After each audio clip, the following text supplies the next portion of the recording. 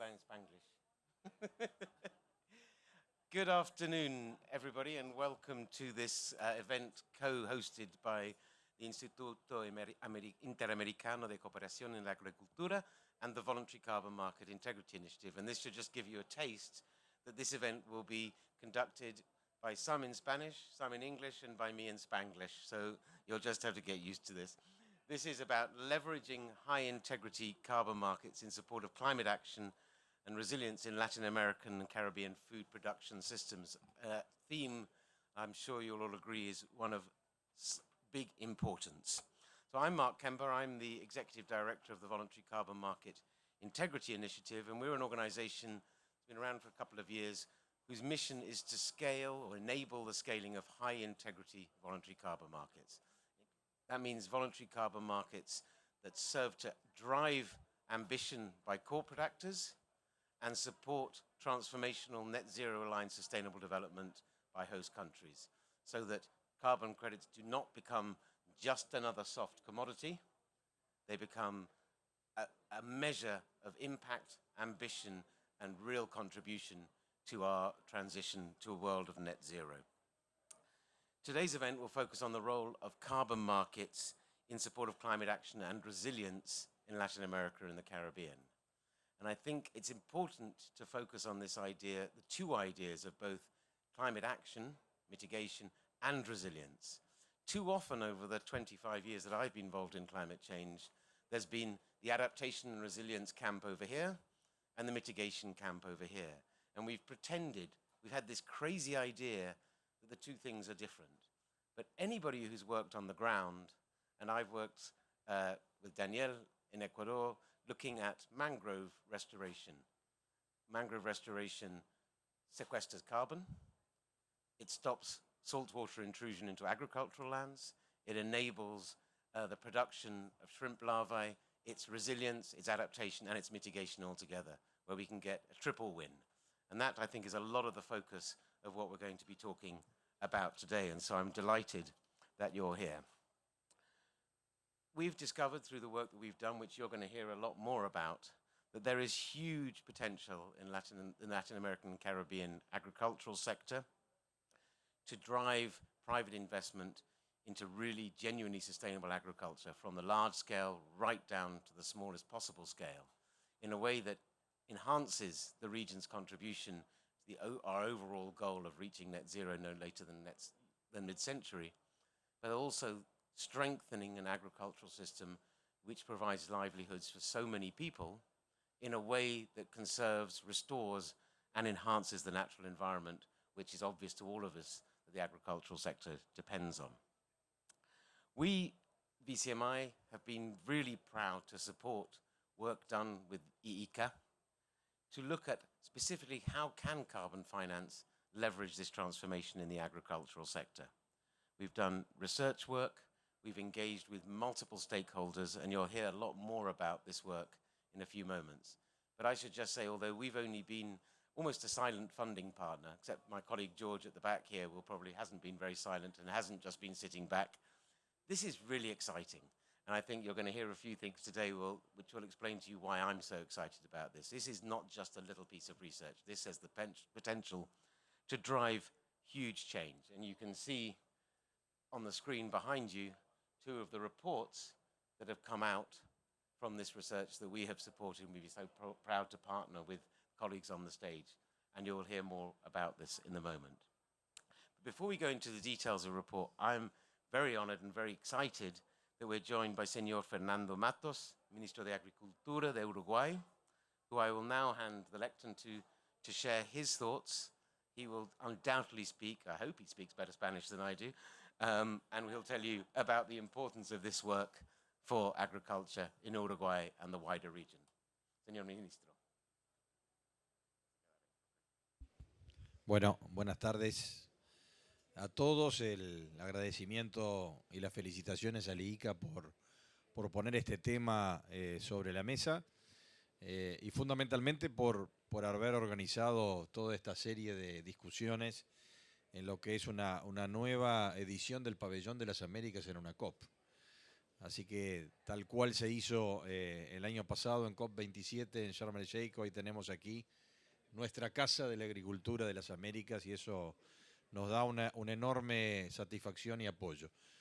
Y también por elección del temario, como es tan importante esto de la posibilidad del desarrollo de los mercados secundarios o de ingresos extraordinarios que pueda generar la actividad agropecuaria, partiendo de la base que es la única actividad que al mismo tiempo que puede mejorar su desempeño ambiental y mejorando los procesos sostenibles y generando menores emisiones, pero independientemente de eso es el único sector que secuestra el carbono atmosférico.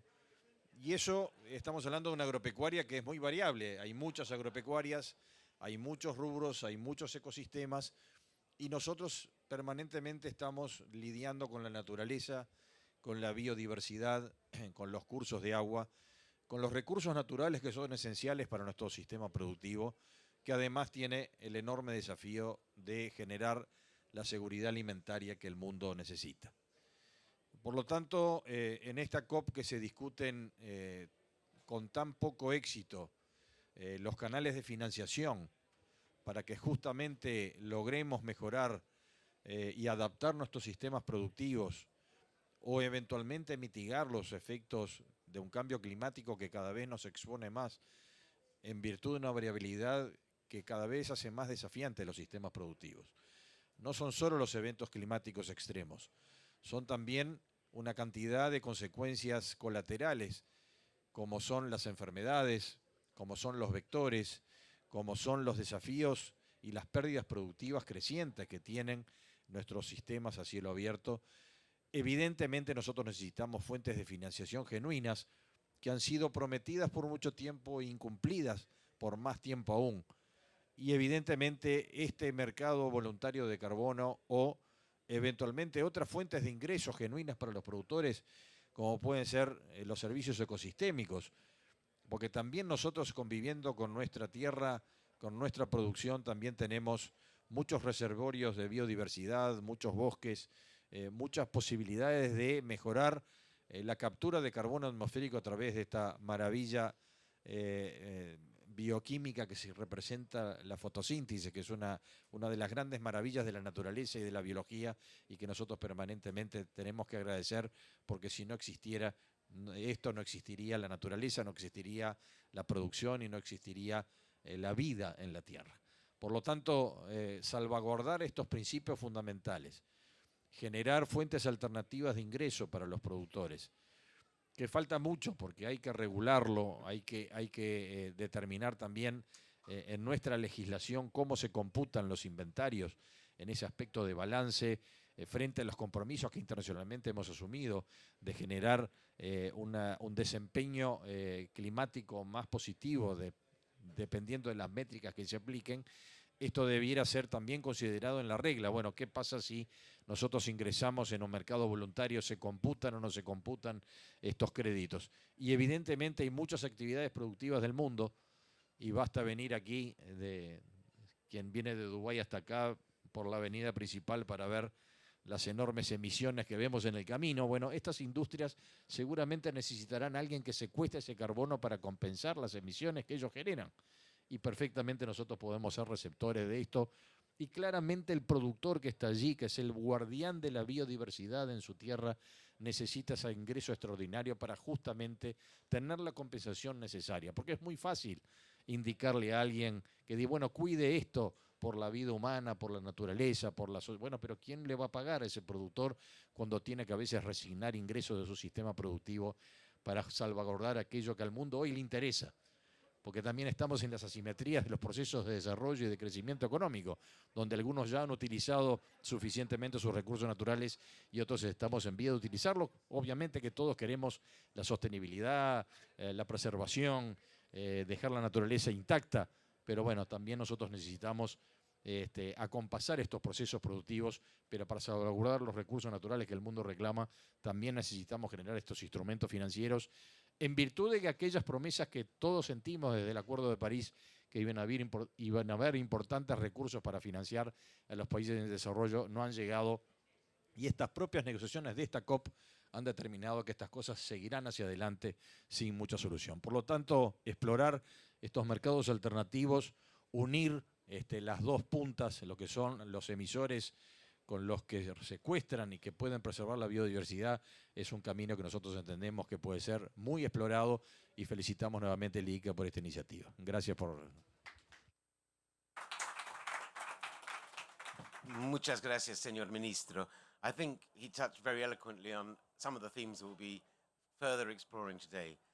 That probably uniquely, the agricultural sector has an impact on nature, but is also uniquely dependent on nature for its productivity and survival. Point number one, that's something that doesn't exist in many other sectors. And second, the need for finance and how a well-managed, resilient agricultural system can contribute to reducing global emissions and provide opportunities for those who need to reduce or offset, compensate their emissions, a really extraordinary opportunity to support multiple sustainable development benefits. So with that, I'm delighted to invite Federico Villarreal, Director of Technical Cooperation at ICA, to take the stage, and I think he may have quite an interesting announcement for us to hear. So, over to you. Thank you very much, Mark. Well, on behalf of ICA, let me join Minister Matos and Mark in welcoming you to this side event. Currently, financing seats well below to level required to enable the implementation of adaptation and mitigation actions in Latin American countries' agricultural sector. This is a critical obstacle in the regions where agriculture plays a key role in economic development and livelihoods. Efforts to support farmers' organizations, ministers of agriculture, and others in the regions to explore broader financing options, expand incentives, and build capacity are urgently required to bridge this gap, as the minister said. I'm therefore so pleased to announce the launch of the Agricultural Carbon Partnership, in which we are joining forces with leading actors with the aim to advance private carbon finance in support of sustainable agriculture in Latin America and the Caribbean countries. Funding partners include the Voluntary Carbon Market Integrity Initiative, Asociación Argentina de Productores en Siembra Directa, APRESID, Grupo de Productores de Países Productores del Sur, GPS, Michigan State University, Department of Forestry, Gold Standard, Rabobank Corn, and Climate Focus. Our organizations will join forces in 2024 to develop and implement a regional capacity building partnership to support Latin American and the Caribbean agricultural sector to access to benefits from finance mobilized from private sources through voluntary and compliance market. We are delighted to have such strong partners join us answering the call for the Minister of Agriculture of the America to help build capacity in the regions to access the climate finance that is so critical to enable agriculture to take avant-garde climate actions. Through this partnership, we hope to give small and medium-sized producers in the regions additional tools to support to access climate financings that the countries of the Latin American and the Caribbean have another path to help fulfill their Paris Agreement commitments under the NDC. They have each developed, and to give a signal to the world that the region's agriculture is moving sadly towards greater sustainability, as the minister said. Undoubtedly, the announcement marks a significant move towards advancing sustainable agricultural practices and combating climate change in the regions, and represents the outcomes of 6 months of intensive works with invaluable support from the Voluntary Carbon Market Integrity Initiative, and knowledge and technical support of Climate Focus. At near of the end, we need more tools to accelerate climate resilience, lower emissions practices in agriculture. Leveraging their combined expertise and resource, the Agricultural Carbon Partnership can collectively help unlock new opportunity for sustainable agriculture, with a strong emphasis on high-integrity carbon credits. This partnership will include activities such as designing methodologies with climate integrity, creating awareness of the VCM opportunities across agricultural supply chains, capacity building activities with practical tools and knowledge to guide farmers through the carbon project development, and best practices to ensure integrity, and helping policymakers create an enabling environment and high-value carbon finance investment. On behalf of the funding partners, I invite you to shine and engage and help us to deliver urgently need actions. Latin American and the Caribbean farmers cannot wait. Thank you very much.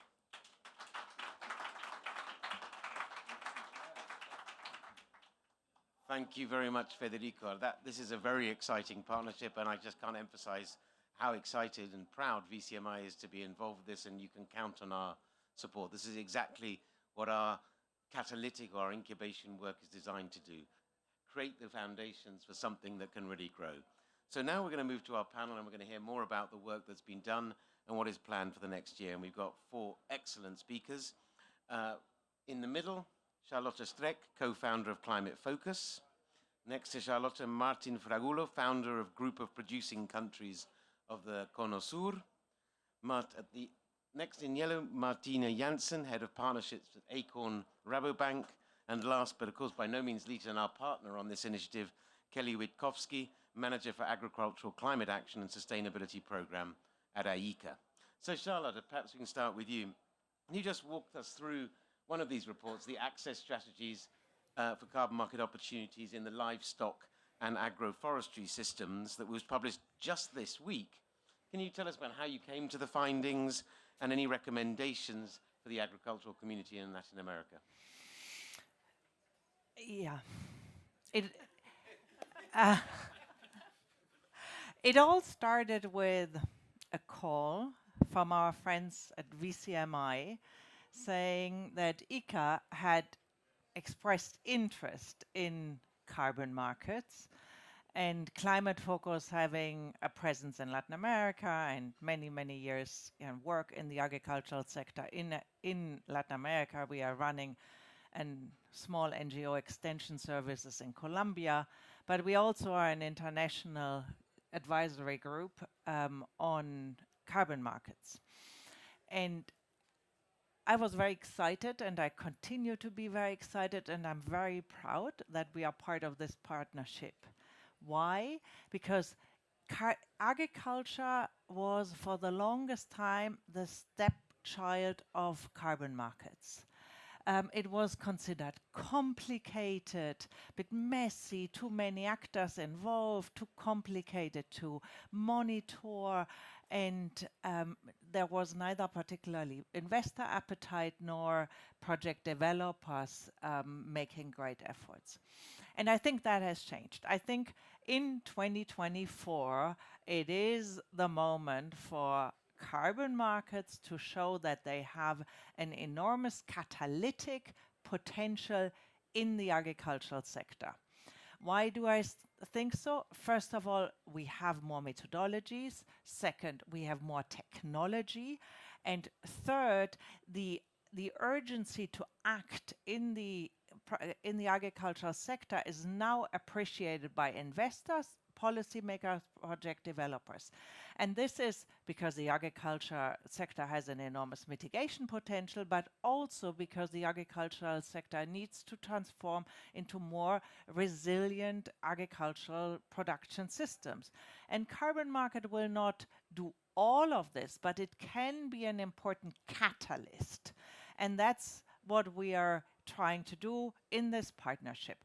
And the first step was an analysis, what we call first a policy paper, then the access strategies, where we tried to get the global numbers down into regional numbers, saying that we have in principle a mitigation potential in the agricultural sector of 3.4 gigatons per year in Latin America, but that is still probably too much for, because not all of it is accessible for the carbon market. So we went into what does that mean?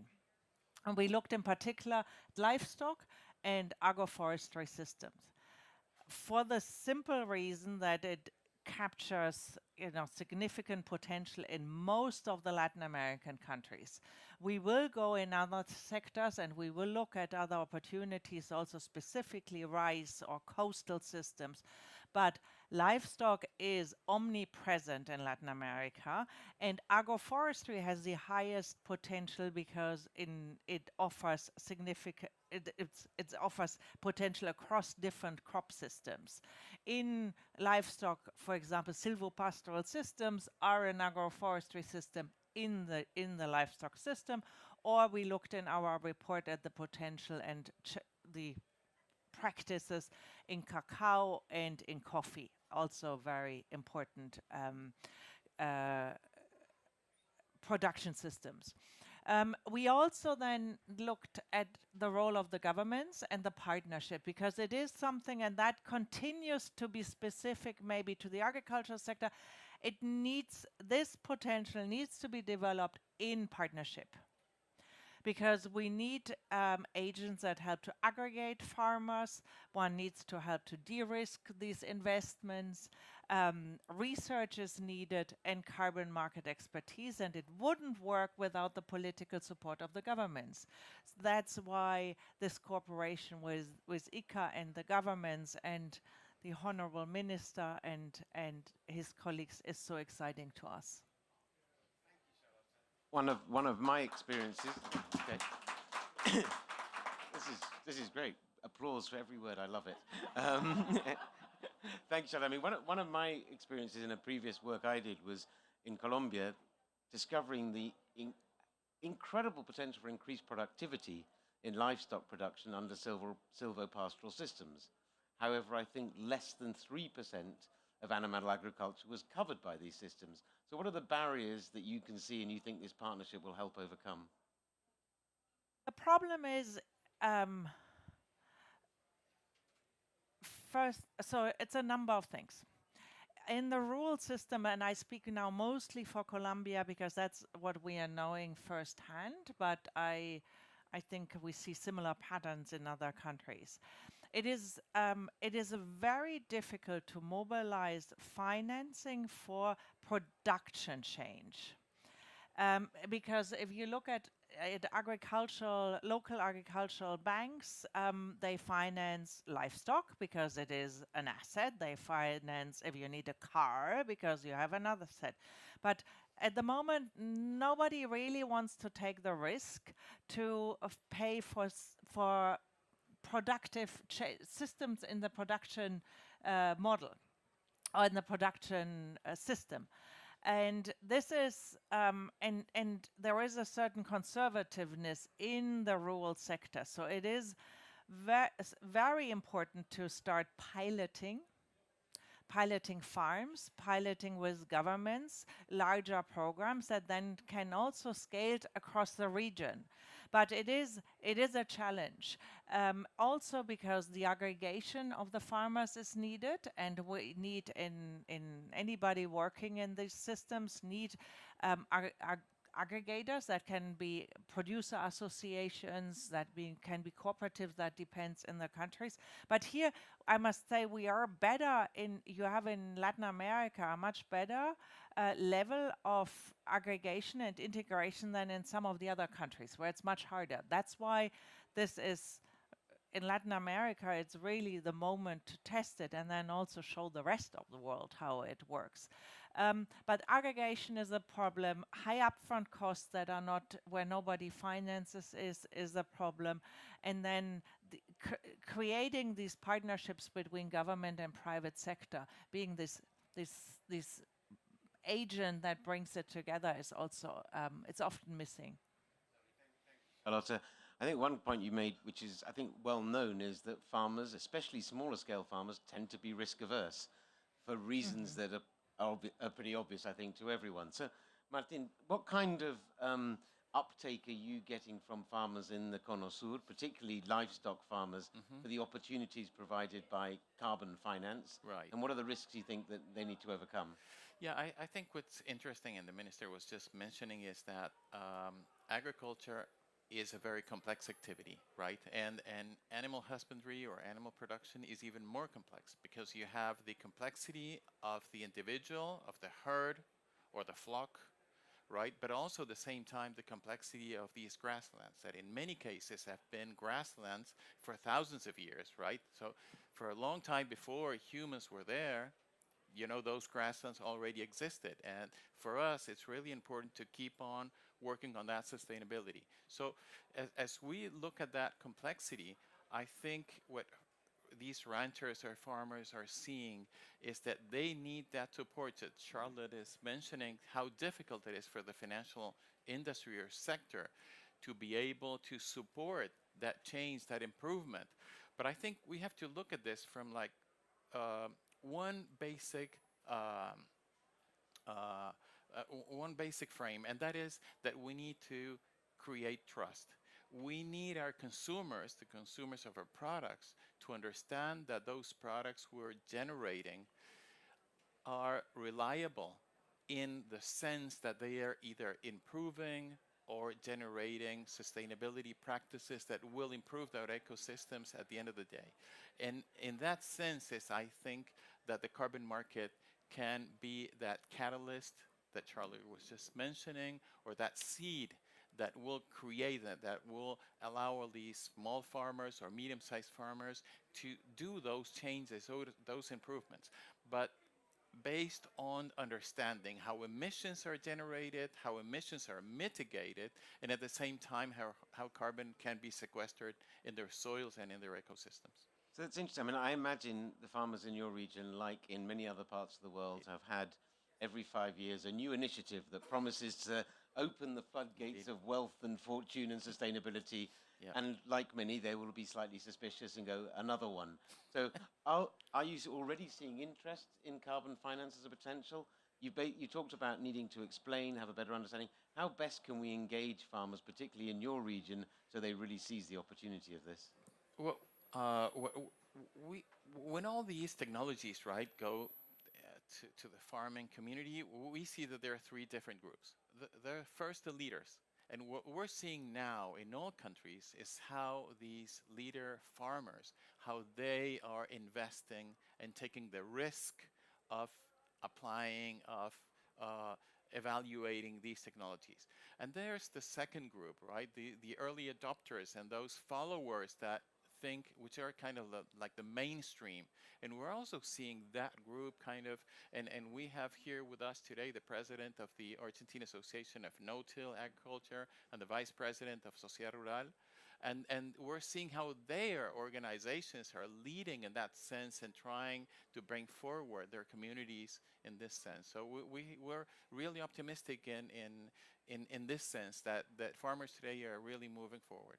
So one of the roles of the partnership can play is to explain, demonstrate good practice, but also not only good practice that succeeds. Indeed. So it's not a message from somewhere else in the world or from research and say, look, this guy does the same as you, he's doing it, here's an opportunity. I think that's a very good lesson.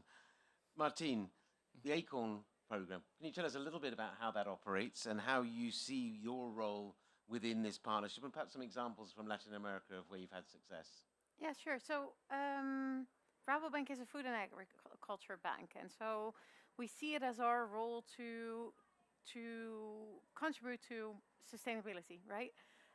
Smallholders are directly or indirectly a big part of that. So we said, for us, it's important to see, can we support smallholders to more sustainable agriculture? And we believe one way or the other, agroforestry has a lot of benefits for those farmers. And so we want to stimulate more agroforestry. And we think linking those farmers to the voluntary carbon market, like has been said here, can help in speed up that process. But I start with that introduction because I do think it's very important to look at it that way, right? So we really see it as a means to an end to help scale. The reason to make a switch to agroforestry should be the benefits of climate resilience, improving the quality of the soil, not carbon farming. because then the business case, I think, is also disappointing for a lot of farmers.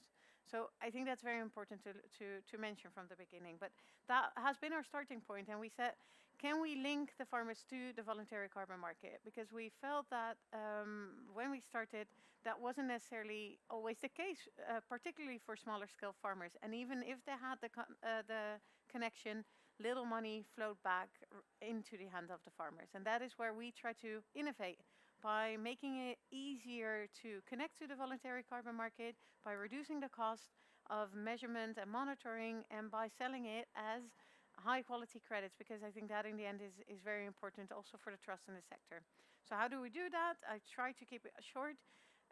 We've drafted Please go ahead. This is fascinating. I think the audience would love to hear more. So please go ahead. So we've drafted our own framework and methodology, really focused on agroforestry for smallholder farmers, using satellite data to measure. And we got that approved by Plan Vivo as an external certifying body. We found it important to work with them because they really understand the context of smallholder farmers. And they have approved the Acorn standard as a program. And that means that all of the projects that adhere to our framework and our methodology, they're automatically certified under the Acorn program and don't need to certify as a project on a standalone basis, which reduces complexity for the organizations and the cost as well. On the measurement and monitoring side, we use remote sensing data. And if you do that at a large scale, globally, then you reduce the cost significantly, but you also increase the accuracy of measurements. So that is on the reducing complexity and cost side. On the price side, so to increase the price, what we did is to ensure that we're talking about high quality credits. And why do we think this is high quality? Because we're looking at full traceability, full transparency, removals, so only removals, and ex-post credits, actual sequestration that has happened. And talking about smallholder farmers, the benefit is not only the removal, right? It's also all of the social benefits that come with that. And we've sold that in that way to corporates looking to offset their emissions initially, but it could also as well be in the same value chain in setting. And we've said we're not going to sell below 20 euros because then the business case for the farmer is not interesting enough. Currently, we're actually selling at 35 because we see that there's just high demand for high quality credits, and we cannot meet the full demand. What we do is that we say 80% of that needs to flow back to the farmers. So of the 100%, Rabobank keeps 10% to measure or to cover the cost of certification, monitoring, marketing of the credits, and 90% flows back to the countries of origin where the work happens. We work, and that's the backbone of what we do, with local partners that know the farmers, that work with them on a daily basis, and those are the ones that we trust. Those are also the ones that can guide the farmers in what type of agroforestry system makes sense. Those local partners can keep 10% of the value to cover all the additional cost of onboarding the farmers onto Acorn, and then 80% should flow back to the farmers in terms of cash and in kind. And we hope that with that, we are really incentivizing for more farmers to make a switch. And we've done that so far in Colombia, in Honduras, in Nicaragua, and in Peru, mostly with coffee farmers, but also starting with cocoa farmers. What we've seen is exactly what you say. So farmers need to see before they believe. So what we said is we're onboarding the early movers as well, the ones that have recently planted the trees, because we need to include those early movers and show that we can pay them to get the others on board as well. And that is what has helped us to scale. Why are we so excited about this? We're only a layer on top of all of the important work that is happening on the ground, right? To make it more scalable, more accurate. But we need partners to do that with. First and foremost, the implementing partners, and we're looking for them, but also the government to support and make sure that we adhere to their requirements, because it can supplement, I think, the NDC commitments of the countries. But also organizations that challenge us on quality. Because we want to be best in class, and there's a lot of improvements still needed, so we want to work with those. And I think there's more than enough to do. So let's also work with the other certifying approaches to really make this a scalable approach. And that's why we're thrilled to be partnership partner. And hopefully that will lead to more impact and more skill. Brilliant. Thank you, Martin. And I'm genuinely excited that you can get 35 euros a ton. If the world out there thinks the carbon market is a cheap shot game, poor quality credits sold badly, and you're demonstrating you do it well, you get a higher price, and people will pay for it. And I think that's a message people outside this room need to hear as well. Now, we've heard various aspects, the producers, the methodologies, the financing, but this is a political issue as well. And the first result of our collaboration this year was a briefing for ministers across the region. So, Kelly, you could tell us a little about this. Was discussed at a high-level ICA meeting back in October. What were the results of that, and how have you found the research has been received here in COP28 so far? Yeah. No, thanks, and thanks to their panelists. It's so exciting to hear the different perspectives. Let me start with a little bit of prelude to Charlotte's story, because farmers are really innovators, and the question really isn't what anymore, it's how we go about doing these things. And only about 4% of global climate finance is flowing to the agriculture and land use sectors, but we know that the emissions from the sector are significantly higher than that, and also the needs for resilience and vulnerability are really at the forefront of the discussion and the needs. And only 0.8% of global climate finance is flowing to smallholders. So we're not getting the money where it really needs to be. And we know that smallholders are investing significant amounts. I think 368 billion was the estimate that just came out of what smallholders themselves are putting. They're putting skin in the game. And so we really, I think, as a global community, have to come up with more creative and innovative solutions to help them do what needs to be done and to help them to continue to feed all of this. And governments in Latin America and the Caribbean really have an interest in understanding and strategically engaging with VCMs. We feel that this is one of the hows that can help them reach the goals that they all have. I mean, I think Minister Matos spoke about it, but the governments in the region are really working proactively to address climate change, primarily with a resilience building standpoint, but with significant mitigation co-benefits. And so their interest is motivated by two main things. I mean, one is the ability to mobilize this private finance that would otherwise not occur, and get more and better directed to the sector. And then secondly, which is part of what awoke our interest in this topic, is this increasing presence and lobby by carbon project developers in the region, and these increasing possibilities of risk, because we think Acorn's approach, and that's why we're so pleased to partner with them, is really robust in taking care of the farmer, but I wouldn't say that that's necessarily even across the board. And so, we really want to make sure that this develops in a way, and I think it's in the interest of all of our governments and ministries of agriculture, that the voluntary carbon market in agriculture develops with very high quality and very high integrity.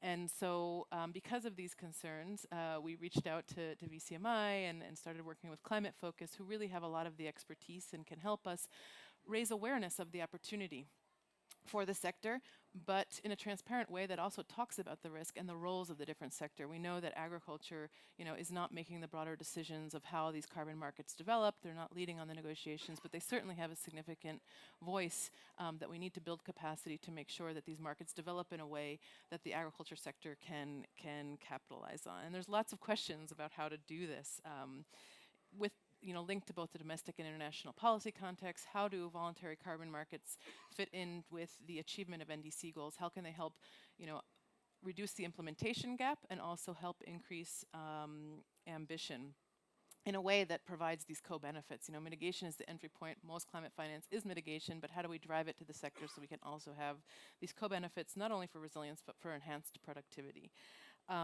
These triple wins, Mark, that you were referring to.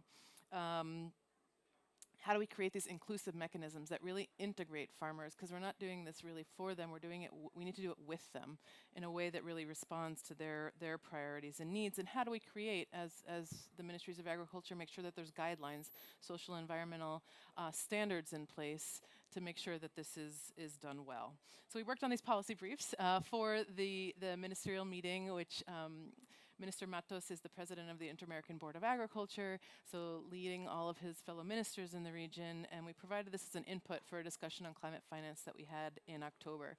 And as a result of that meeting, they gave a mandate to ICA and its partners to really help mobilize climate finance for the sector, including from private sector sources, and of course including voluntary carbon markets and others, and do this in a way that we really build capacity, and not only technical capacity, but institutional capacity in the sector. And we know that the Ministries of Agriculture are really seeing this as a way to access finance, drive it down to farmers, but also to make sure that our MRV systems are strengthened, to make sure that we have these safeguards, to make sure that we have the transparency and show the credibility of what we're doing in the agricultural sector to build these, permanent emission reductions, which of course, to get permanent in mitigation, which doesn't necessarily give the benefits to the farmers, well, of course, through soil health and other benefits, but to make sure that it is enhancing the resilience to keep these on track. So yeah. now breathe. And just a very quick follow-up. What do you think, what are the 2 or 3 priority first steps that you think this exciting new partnership will focus on? And then we'll open the floor to a few questions if there are any. Great.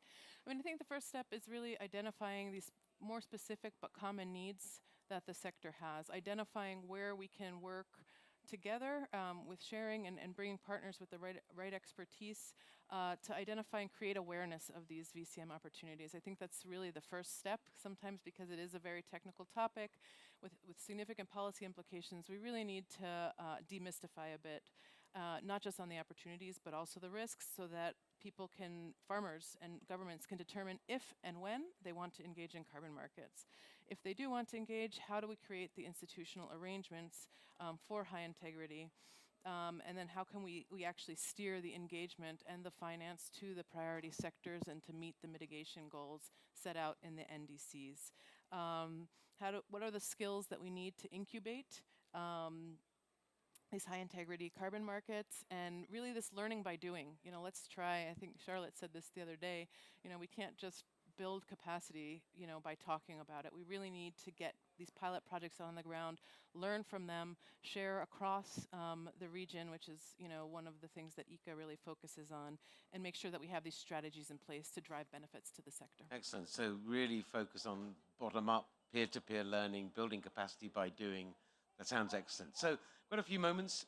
Are there anybody in the audience who'd like to ask a question, either of the panel or the minister? Don't be shy. It's the end of a Saturday afternoon. The productores del Cono Sur might give you a free steak. You never know. Yeah. Nope. Okay, Daniel, to the rescue. One tricky question, just so that everybody can wake up. If thinking on Acorn, you already have a learning platform ongoing with a trusted partner like Solidarity. How would you think the partnership can help accelerate that? The idea of the partnership is not to duplicate, but rather to complement, to enhance, and to mobilize resources so that we can scale it up to match the needs. So how would you perceive that we can serve that purpose? I think a couple of things. So, yeah, we have a great partner in Solidaridad, and we work closely with them in a couple of countries. Their reach is also limited at a certain point, so we're looking for more partners. But I think it's broader than that, right? So as has been outlined by everyone, I think it's super important to get that basis right, and we're working on that, but I think there's work to be done still. So things that are very important for us is informed consent. So we try to make sure that we look a lot at farmer messaging, for example, to really make sure that farmers understand what they're entering into. And all of the stakeholders that work with those farmers really understand that as well.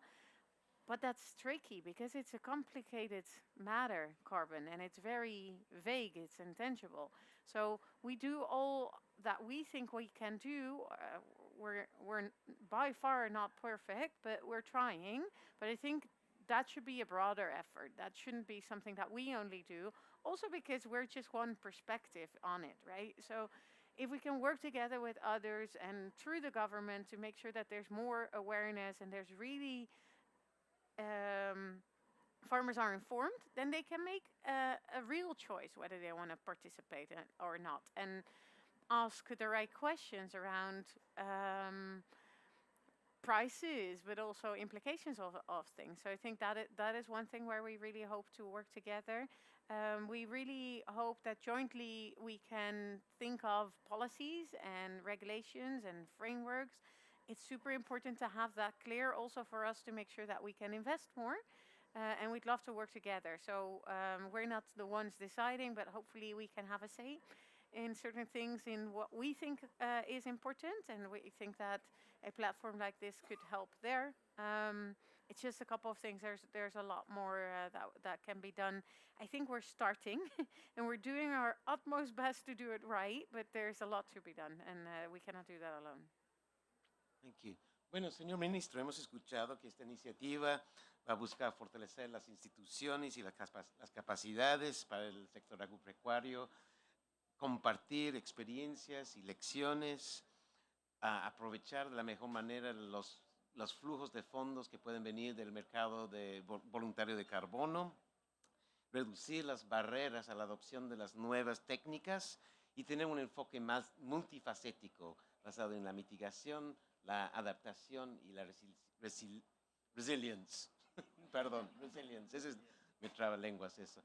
So, quizás unas palabras sobre lo que usted ha escuchado, reflexiona un poco en dónde le parece que hay las mejores oportunidades. Bueno, creo que se dijo muy bien aquí que la necesidad fundamental es de coordinación, ¿verdad? Hay un potencial real de canalizar recursos de los sectores emisores a los sectores que secuestran carbono. Pero también es cierto que desde Kioto hemos tenido un comportamiento muy errático de este mercado y no ha habido la construcción de la institucionalidad, de la regulación, de dar garantías y de que realmente esto sea más creíble y más estable en el tiempo. Acá tenemos que juntar dos necesidades. Una, que es la de financiación por parte de aquellos agentes que necesitan comprar los créditos, aquellos que necesitan compensar sus emisiones, con aquellos que son los guardianes de la diversidad y que son los que pueden propender a generar procesos productivos más sostenibles que los van a ayudar a emitir menos también.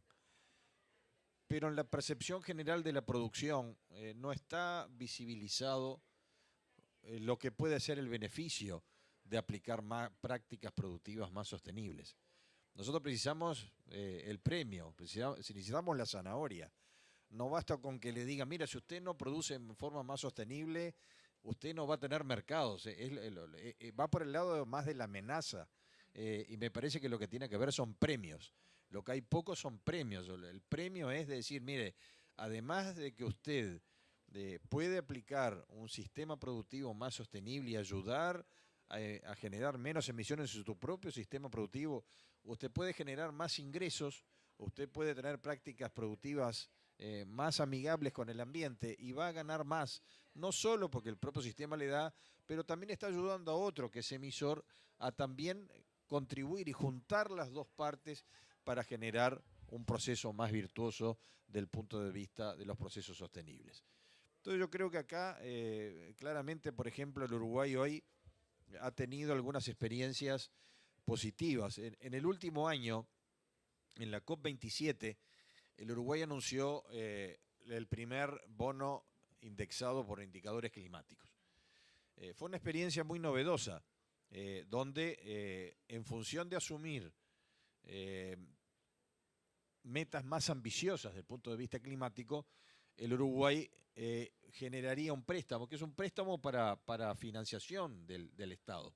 Es un bono público ofrecido en el mercado internacional y que tuvo un gran éxito porque estaba asociado al mismo metas ambientales ambiciosas. Si cumple las metas, paga menos, y si no cumple las metas paga más. Recién hace unas pocas semanas se emitió la segunda serie. Uruguay, con las dos series de bonos, o las dos ediciones de bonos, financia 2.200 millones de dólares, con un beneficio de que si cumple las metas va a pagar menos interés. Es endeudamiento, pero es también para financiar el gasto corriente que el Uruguay necesita para cubrir las cuentas públicas, pero tiene un compromiso asociado al aspecto ambiental. Y se le agrega esto un préstamo del Banco Mundial que generará un préstamo de 350 millones de dólares que también generará un beneficio de descuento en función del sobrecumplimiento de las metas ambientales.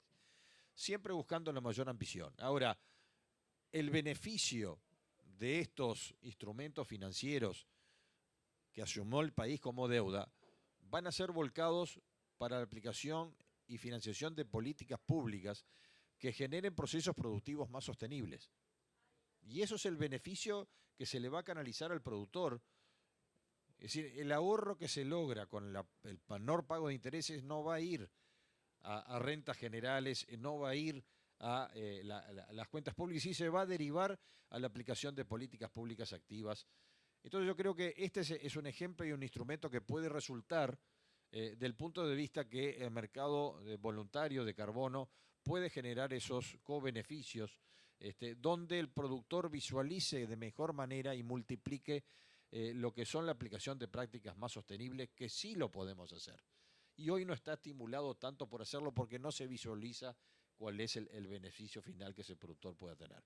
Entonces, claramente un sector que se dice que es un emisor en torno del 30% de las emisiones totales del mundo, pero que es fundamental para la seguridad alimentaria, puede mejorar mucho su desempeño si tiene los estímulos necesarios por este proceso de captura del carbono atmosférico, que seguramente muchas entidades y empresas o sectores productivos que no lo hacen pueden juntarse, y para eso es muy importante la credibilidad, la institucionalidad, la coordinación y la reglamentación de cómo funciona esto, que todavía falta por hacer y que tenemos que dar esas garantías. Este mercado no crecerá si no hay garantías de todas las partes. Y evidentemente creo que en ese sentido tenemos que trabajar, y creo que es un gran desafío también para que el IICA pueda desarrollar más trabajos en este sentido. Por lo tanto, vuelvo a felicitar por la iniciativa, por poner este tema arriba de la mesa. Muchas gracias. Oh, do you have a question? Okay, quick one, because we're coming to the end now. Yeah, we've got a couple of minutes, but a quick question and a quick answer from whoever it's going to come from. It's to the whole panel and yourself as well. I just wanted to quickly ask what next steps are for the partnership. Who would like to take? Kelly, do you want Kelly? to answer that very quickly? Yeah, thanks for the question. I think the next step is obviously after the COP and this launch, we want to get together and really talk through, the different interests and the different capacities that everybody has, and then see what is the best way to work together to respond to the needs. I mean, really the idea behind this is the power of collaboration. We know that each person doing it can't reach everywhere that needs to be reached. We know that the best way to support countries is really more through guidance and mentorship and accompanying them we also need specific trainings and capacity building sessions, but really we need to be able to answer the questions they have when they have them, so that we can unlock the creativity and put together these different instruments, building on the bonds that the minister was mentioning, and improving, how can we use these instruments to unlock additional finance to make sure that we're shifting the lever. And so I think really identifying those early wins that we can have together, with our collective knowledge, picking the places where there's political will and leadership, and then really trying to hit the ground, mobilizing some joint fundraising to make sure we can respond adequately, and then really get moving. Charlotte, do you want to add a little bit? Yeah, just building on what Kelly says and what we have done in terms of analytical work, it remains, of course, relatively general, because while we go into these two production systems, each country in the region has specific conditions and also specific stakeholders. So in a way, what is also needed in the next step is, once countries have signaled interest, to look at which are the partners, what are the specific opportunities, going a bit more specific in to the soil and above ground system, and see how could what we say in still relative general terms in this access strategy mean for individual countries. And I feel that is then also we have this partnership, but that is in a way we need a Russian doll type of partnerships, because we need the one for the whole continent, but we need it for each country, we need it for each region to really make it work. Thank you. So we've now got evidence that having an effective politician stimulates debate and excitement, because we've now got another question. So Yeah, so I'm Rohit Kumar. I'm Secretary General for Carbon Market Association of India. So it's a great program. So all those challenges and opportunities are also there in a country like India, Nepal, Bhutan. So we are developing a few projects about agroforestry and sustainable land management. So when we talk about quality carbon credit, I think from the day one, when we conceptualize the project, so all those parameters and challenges starts. So like starting from the farmer land management, like awareness programs, soil testing report, stakeholder meetings. So I realized that when we really concern about quality credit, the stage one is very important for carry forward the quality credit, because the inception of the project should reach to the target or goal. So what are the areas and what are the action point has been taken by you all? I would like to know that how we can meet the stage one challenge so that we can meet the quality carbon credit. who would like to take that? Indeed. Stage one challenge. Martin? One chat.